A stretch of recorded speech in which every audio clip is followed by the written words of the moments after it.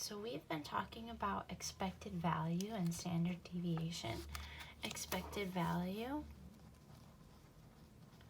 being another way to determine an average, just an unknown or an expected average, right? And then standard deviation. And what we've been doing is discrete values. So ones that are finite, they end like they're integers, like number of siblings, 0, 1, 2, 3, 4, 5, 6. You can't have 2.2 siblings. You probably won't have 100 siblings. What we're going to consider now are continuous variables.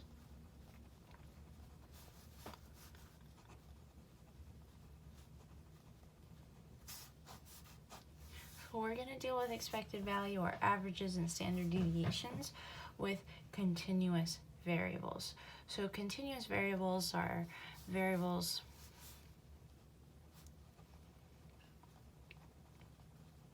that have continuous value, that have an infinite amount of values.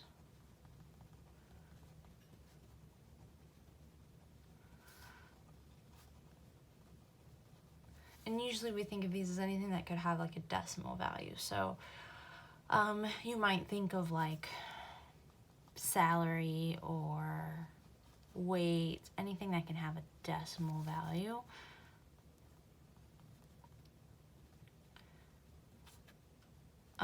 That makes sense, would be kind of a continuous variable. It's endless. You can have any amount. You can have a salary of 100,000. You can have a salary of 100,000 and a cent. You can have a salary of 100,000 and 2 cents. It's really continuous. It goes on forever. Okay, so we have really seen continuous variables before when we did population distributions. So for example, income for the US population is skewed right, like this.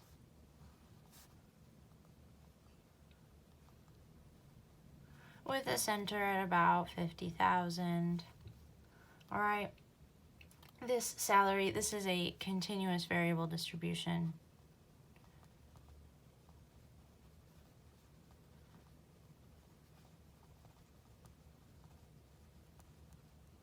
Okay, because the variable here is income in the US and we're looking at it, we're looking at our distribution of our income in the US, and the income is a continuous variable. So we've seen this before, and in particular, we've seen a lot of normal population distributions.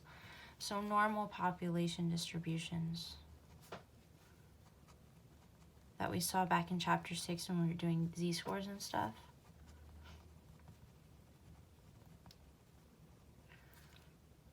These are continuous distributions.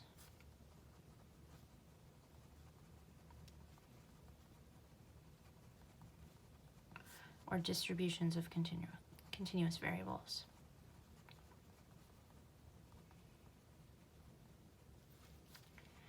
Where you can consider in a normal distribution, you can consider the center, the expected value, or the average.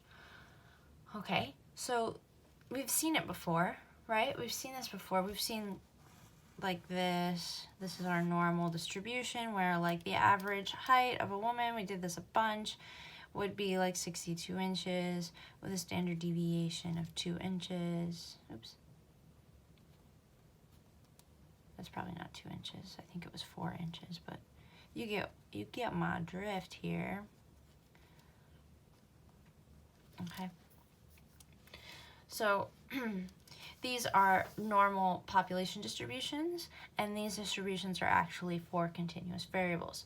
So what we're going to do now is we are going to learn how to combine distributions. So transforming and combining distributions is what this is all about. And some of it we've kind of seen before, but we're going to just kind of review that bit, and then we'll learn the new bit here. Okay, so let's see what I mean by that.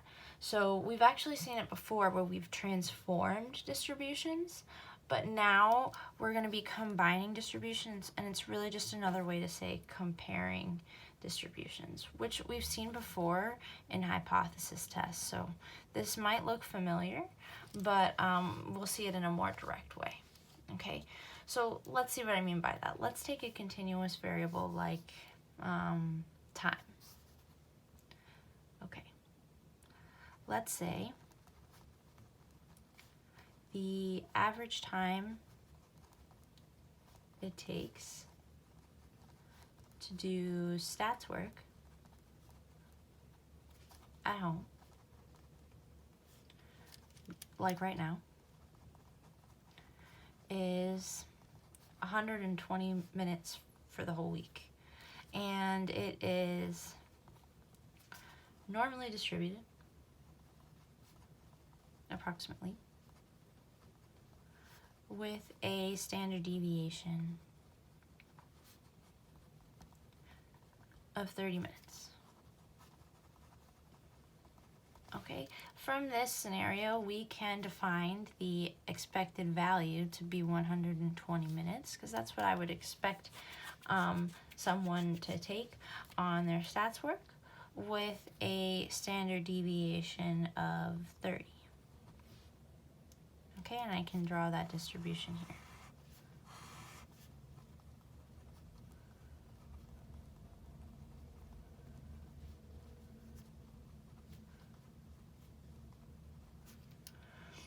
Okay. Now let's say next week I decide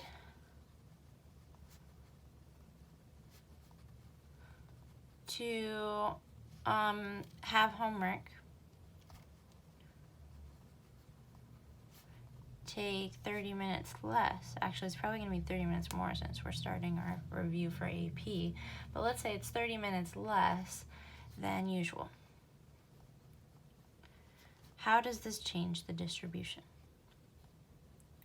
Okay, and this we've seen before. These are called transformations, because what we're doing is dealing with a constant.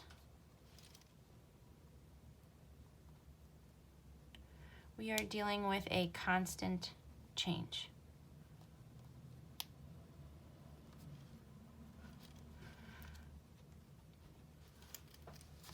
Okay, so we're dealing with this constant change, and so that would be considered a transformation. So what I'm going to do is I'm going to shift this curve. I'm taking away 30 minutes from every single value here. So what I'm going to be doing is I'm going to be shifting this curve so that the center is 90. Now, does my spread change when I subtract or add? It shouldn't change. So the spread doesn't change when I subtract or add, because all I'm doing is shifting the curve. I'm not making it skinnier or narrower or wider. I'm just shifting it over. So the spread should remain 30. Okay, so with that in mind, what we can say is that with spread does not change with addition or subtraction. Okay, so we can write it like this. The expected value plus or minus some constant does change to become the original expected value plus or minus that constant. However, the standard deviation, when you add that constant, doesn't change.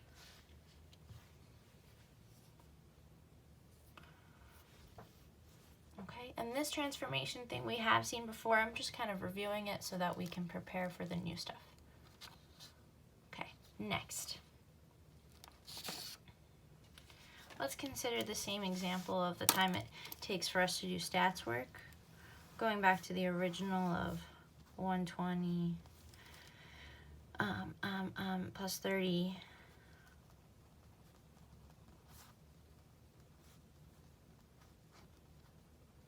And let's say now that I am going to cut the time in half. So what I'm going to be doing is changing everything by half, all right? So let's say I want to cut work time in half. So now I'm dividing by 2.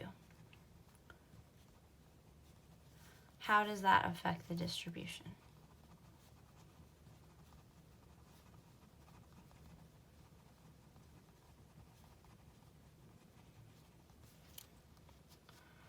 Okay, so if I divide everything by 2, will that affect the center and will that affect the shape? Well, if I'm going to cut our time in half, I would expect that the average time would also be cut in half. So that will also be cut in half. And then I want to think about my spread. Will my spread change? Well, if I'm cutting everything in half, then all of these will be cut in half. And the distance between them, so if I cut all of these in half, will also change.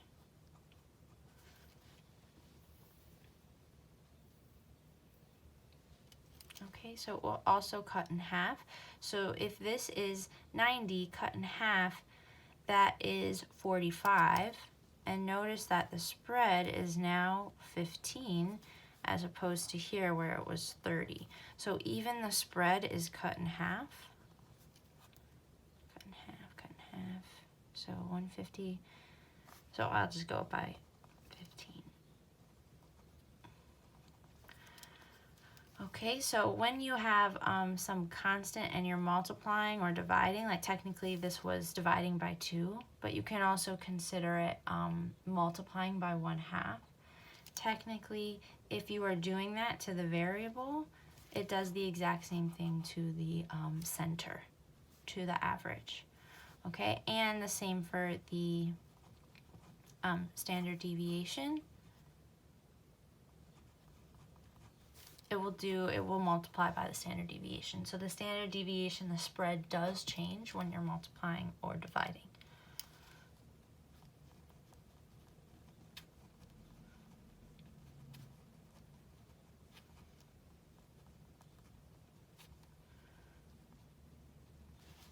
Okay.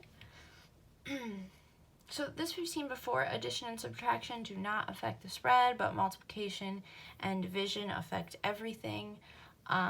But now what we want to consider is when we're not dealing with constants. So let's say we're not looking at a constant change.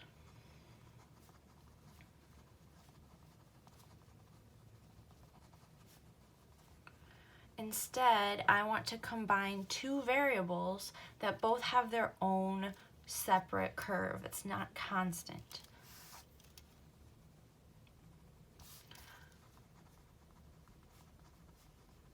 So I'm trying to combine variables and combine distributions, not constants.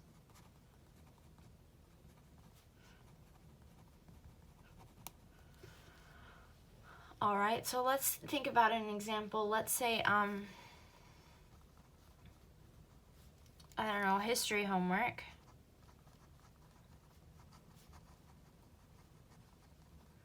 Takes an average of 90 minutes with a standard deviation of 20 minutes. Okay, I want to see altogether how much time will it take to do both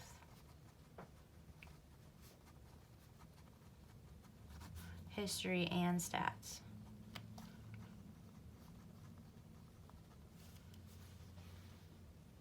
Okay, so what would that distribution look like to take both? So what I'm doing is I'm going to combine this guy, 120, 150, 180, 210, 90, 60, 30. I want to combine this guy and this guy, 90, 110, 130, 150, 20. 70, 20, 50, 30. Right? So if I'm going to combine them, what I want to see is how much it's going to take me in total. So I want to add these up. But one person might take 180 minutes to do stats, but 30 minutes to do history. Or they might take 120 minutes to do stats and 70 minutes to do history. Or 90 minutes to do stats and 130 minutes to do history. So we don't know where that lands. And what we need to figure out is what would the distribution look like if we put them together so that we can see how much it varies and what that average is. Well, okay. I would expect that the average amount of time it takes is still going to be the average just put together. So I'm going to put these together. So on average, it should take me 210 minutes to do my homework together. Okay, so a combined average and a combined standard deviation value is what I'm looking for. So on average, if math takes 120 and history takes 90, on average, I would expect together they're 210. Oh, yeah, 210. Yeah. Okay. So the standard deviation might be a bit of a tough part. Now, if we think about it, we've kind of done this before. You might think, okay, well, I just want to add the standard deviations, 30 and 20, and that's kind of what we do. What we're actually going to do is add the variances. So we're going to take the 30 squared, because that's the standard deviation, and then add the 20 squared, so the standard deviation squared is the variance, so we add the variances, and then we square root. And we saw this before when we were looking at standard deviations, when we combined distributions in the hypothesis testing of two averages. We squared them, and we added them, and then we took the square root. Okay, we did that with both, where we had like the square root of PQ over N. What we did was we squared that, and we got PQ over N. And we added the other plus PQ over N, and then we square rooted. And that gave us that combined standard deviation. Okay, so we've seen that before. So what this calculates to is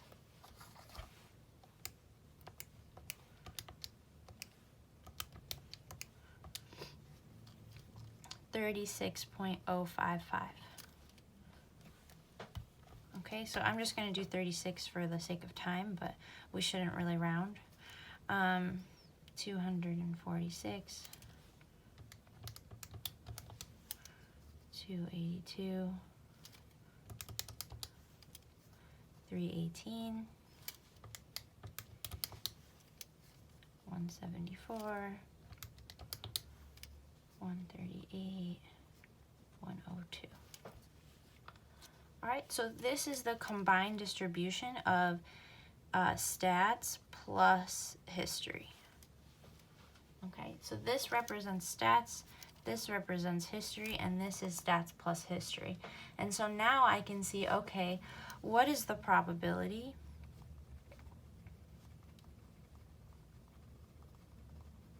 it takes over 4 hours to do math and history homework?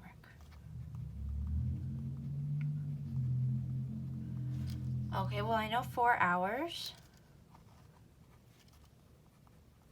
is 240 minutes. So I'm looking right here at 240 minutes. And I want to know what is the probability it takes more than 4 hours to do my math and history homework over the week. So I need to find at least 4 hours to do my math and history homework. Well, I drew a line on a normal curve. That means I need a z-score. And now we're throwing it back to chapter 6 minus the center over that standard deviation.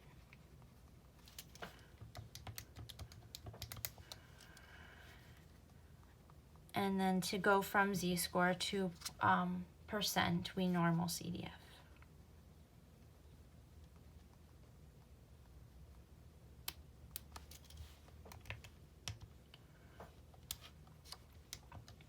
So I go to second vars,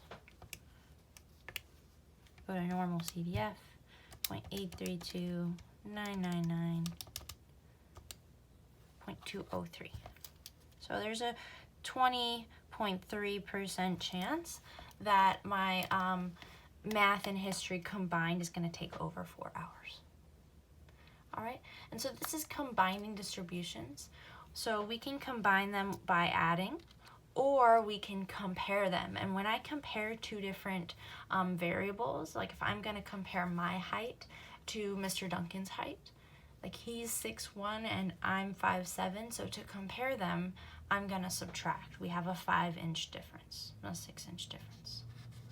Okay, so with that in mind, if I'm going to compare distributions, which you've seen before, I'm going to subtract. So let's do another example by comparing distributions. So comparing continuous variables. I want to see one is going to take longer than the other, whatever. That is subtraction, the differences.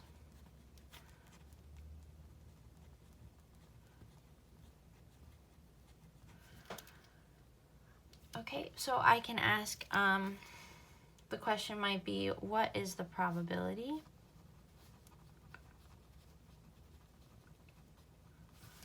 stats homework takes longer than history homework? So if I look back at the original two curves, these two curves, it was possible that history takes longer than stats. So like, let's say this person spent 60 minutes on stats and 130 on history. It's very possible that history takes longer than stats, but it should be more possible that stats takes longer than history, because on average stats is taking longer than history.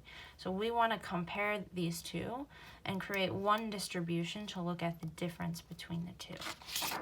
So what I'm going to do is look at the difference in the two. So on average, stats takes 120 minutes. So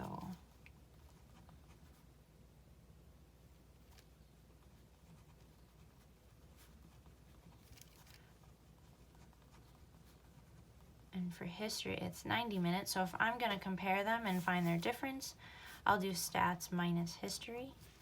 120 minus 90. Technically, you could do history minus stats. It doesn't matter. I typically like to just create a positive value. So stats minus history.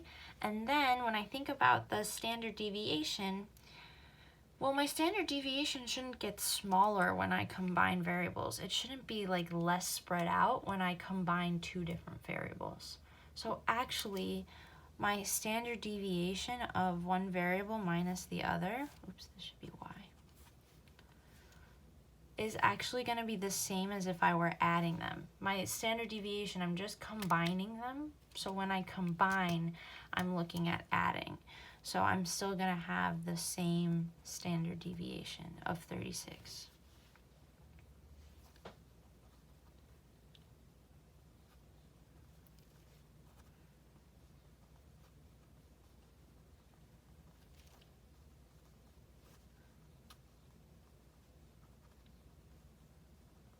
All right, and so this is my distribution, where on average, stats takes 30 minutes longer than history, but it could take up to over 2 hours longer than history. Okay, or history could take longer than stats. Whenever I get a negative number, when I have stats minus history, it means that history is taking longer. Okay, it means the second one is larger than the first one. So anytime I have a negative number, it means history is taking longer. So if I'm asking what is the probability stats homework takes longer than history, well, negative numbers is when history is taking longer. Positive numbers is when stats takes longer. So basically I'm looking at all of my positive numbers. So I know that here's 0. And all of the positive numbers represents when stats is taking longer.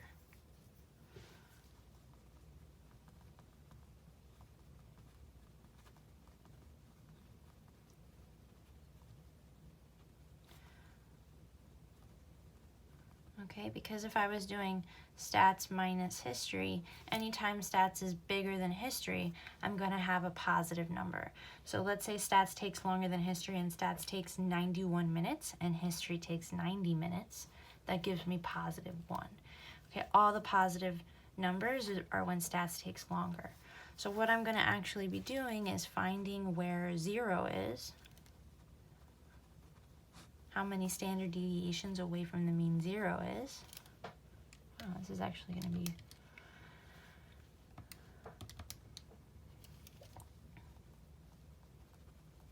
okay, and we are negative 0.833 standard deviations, or 0.833 standard deviations below the mean. And so that's where it is, and I want a normal CDF from there up to 999. So I second vars negative 0.833 to 999, and I get about 80%.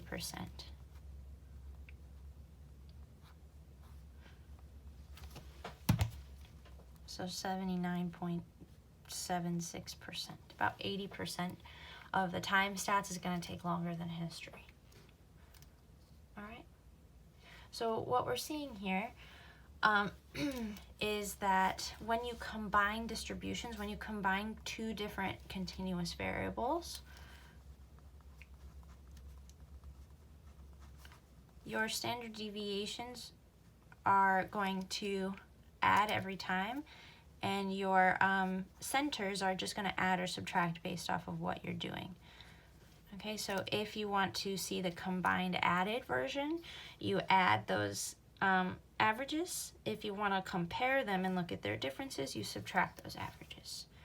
But the standard deviation of x plus y or minus y is always the same.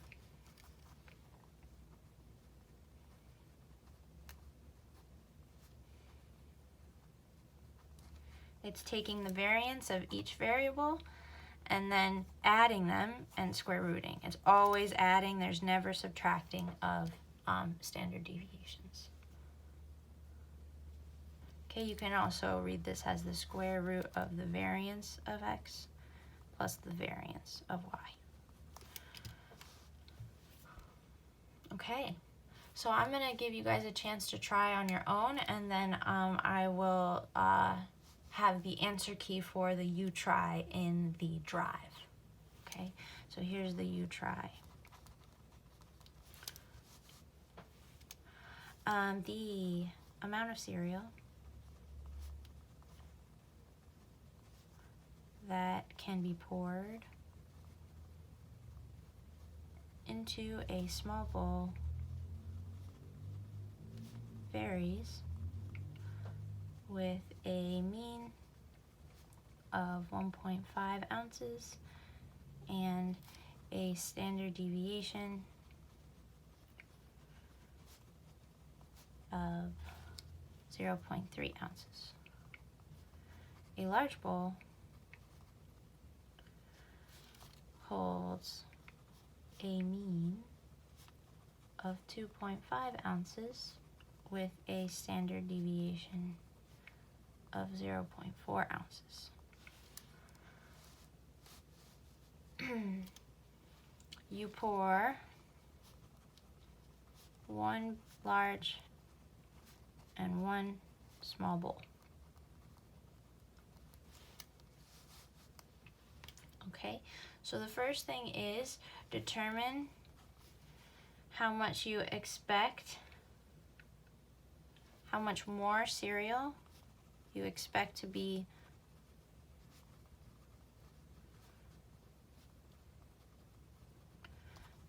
in the large bowl compared to the small.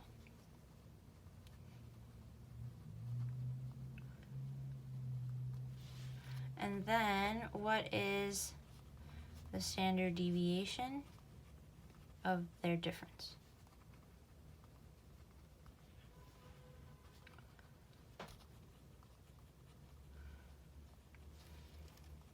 Assume it's normal. Assume they're both normal. Now that is a kind of a key note, is that these all had to be assumed to be normal curves. It won't always be normal, but let's say almost always they'll indicate that it's a normal distribution. So assume they are normally distributed. And draw the distribution.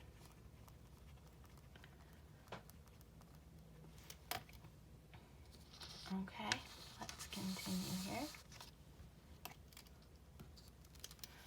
Then, what is the probability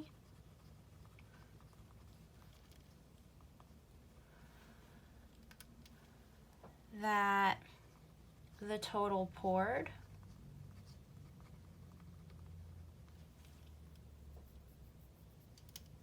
actually, let's start with what's the probability that the small bowl has more than the large?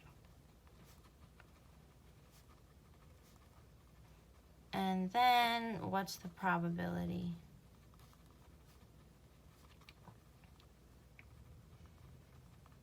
the total poured in both bowls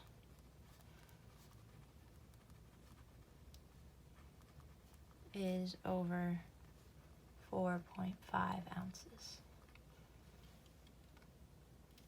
Okay, so try those four. You try it. You can pause the video and then try it on your own, and then I will show you the answers to these in a sec.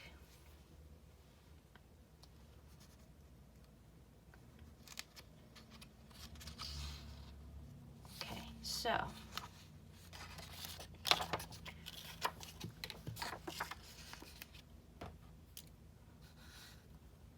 all right, so number one, how much more cereal would you expect to be in the large bowl compared to the small? Well, here's the E for the large bowl is nope, it's 2.5, and the standard deviation for the large is 0.4, and the E for the small is 1.5, and the standard deviation for the small is 0.3, assuming they're both normal curves. So how much more cereal would you expect to be in the large bowl compared to the small? Well, that would just be me subtracting these values. Okay, I would expect that the average is going to be the average difference. So the difference in these averages. Okay, and then what would be the standard deviation of the difference? Well, that's when I combine these standard deviations by combining their variances.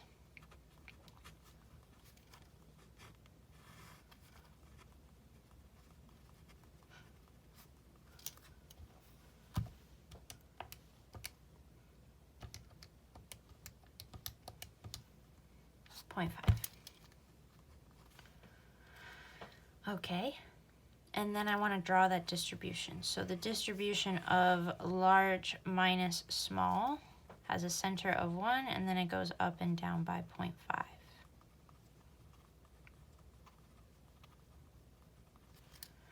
And now it's asking, what is the probability that the small bowl has more than the large? Well, if it's large minus small, for the small to have more means you have a larger side on the minus side, so a larger negative. So if the small has more, it's negative numbers. So I'm looking at 0 and then everything below. So that would be -2. I'm 2 standard deviations below the mean, and then I can either normal CDF or use my 68, 95, 99.7 rule to find the amount below, and I get about 2.28 or 2.5%.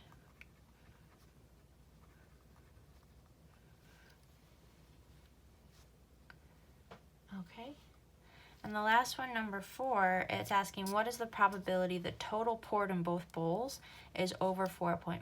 So now I'm not looking at their difference, I'm actually looking at the added value.